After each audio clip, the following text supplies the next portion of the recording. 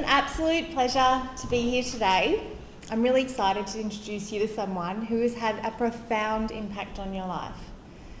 Before I do, however, a little bit of context. We live in a world that's not equal for men and women. Because of thousands of years of power dynamics, the needs of women are often overlooked and ignored. And we need only look at healthcare to know how true that is. For years, health data, drug trials, our concept of pain, has been based on studies done on men as if they are women. Now stop and think about what that actually means.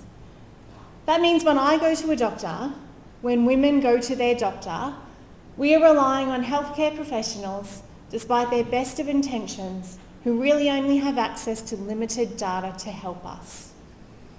Women's bodies remain somewhat of a mystery to medical science. I can only assume it's those pesky hormones. The reality is medical science hasn't tried to understand women's bodies. Instead, they've focused on understanding men's bodies and just assumed it's probably about the same.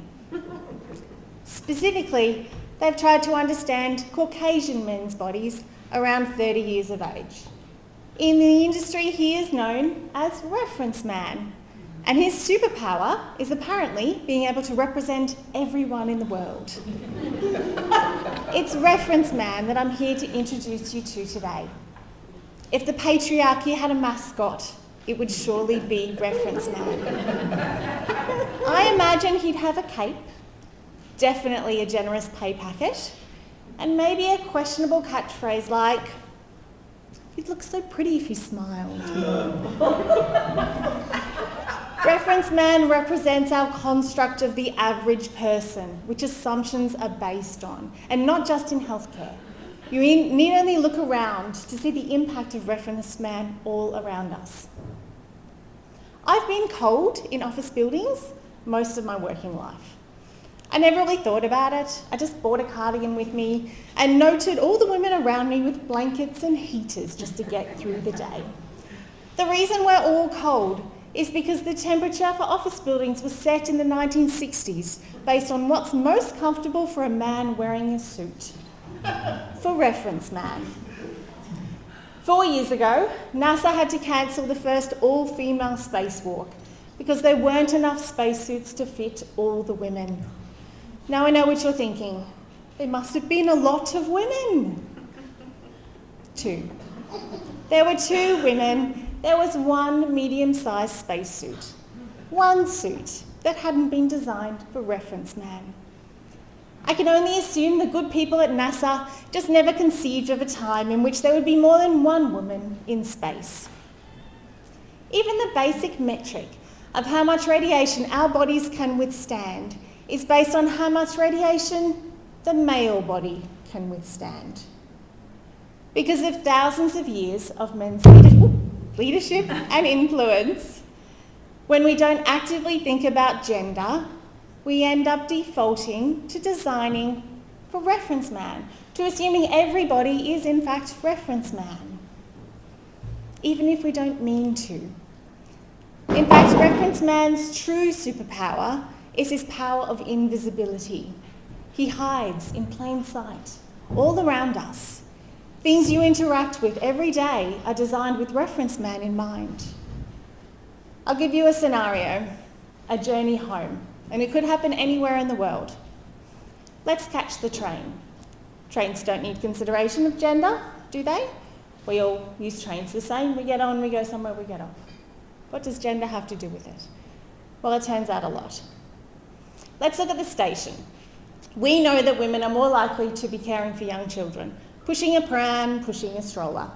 How many of those stations have accessibility on every platform? Have you tried to navigate that giant gap between the train and the platform with a heavy pram? It's almost impossible without help, and the doors close really quickly. How close is the station to the car park, and what's the lighting like in between? How safe do I feel as I walk back to my car in the dark with my heart pounding and my keys in my hand? Let's look inside the train. Where are the overhead handholds? They're at the height for a 6-foot-tall man. Not the schoolgirl who's wearing a skirt and already feeling vulnerable without making her reach to remain upright. Are there lots of exits in that carriage so that schoolgirl can move when the man behind her is standing just too close and has been staring too long? When these trains and stations were designed, they were designed for this construct of the average person who's a man, reference man. And don't worry, reference man will be fine. He can reach that overhead handhold and he feels really comfy walking back to his car. So maybe I should drive home instead. But then I remember that if I'm involved in a serious car accident, I'm 47% more likely to be seriously injured and 17% more likely to die than a man. Because car safety features are based on the ultimate reference man, the crash test dummy. Even the crash test dummies called female are just smaller versions of the male, not taking into account any of our physiological differences. Because what are women? Apparently, we're just tiny men.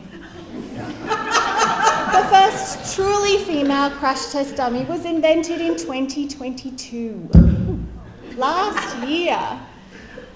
When I told my 9-year-old daughter that fact, she was understandably outraged. I was barely surprised, so used to the feeling that this world has not been designed with my needs in mind. So, for those of us who do not look like reference man, but would still like to survive our journey home, I'm going to give you the tools to combat and eliminate him. And it starts with this: everything has a gender consequence. I'm going to repeat it because it is the essence of my purpose.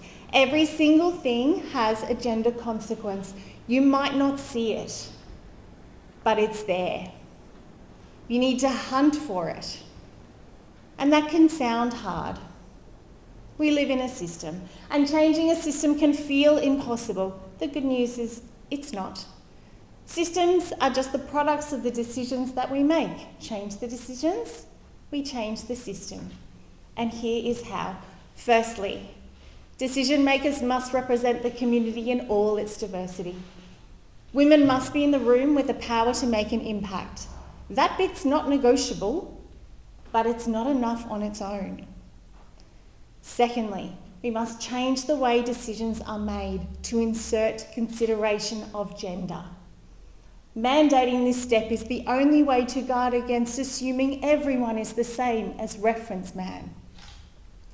By using data and lived experience, we can truly design the world that meets the needs of everyone in it.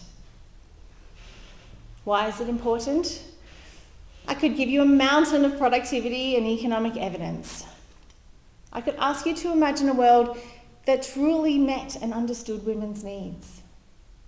I could ask you to imagine a health system in which a woman can walk into her doctor and truly have confidence they understand her body.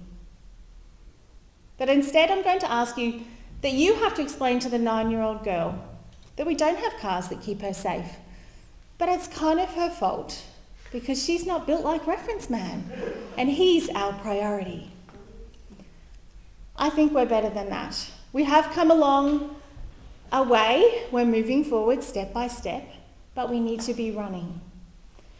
Each of you are decision makers and you have the power to help eliminate reference man. You have purchasing power, you have political power to demand better from our decision makers because we deserve better than to be the second priority afterthought. Reference man is alive and well and thriving all around us.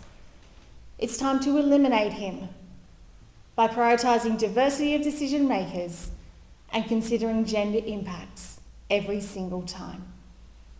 Thank you.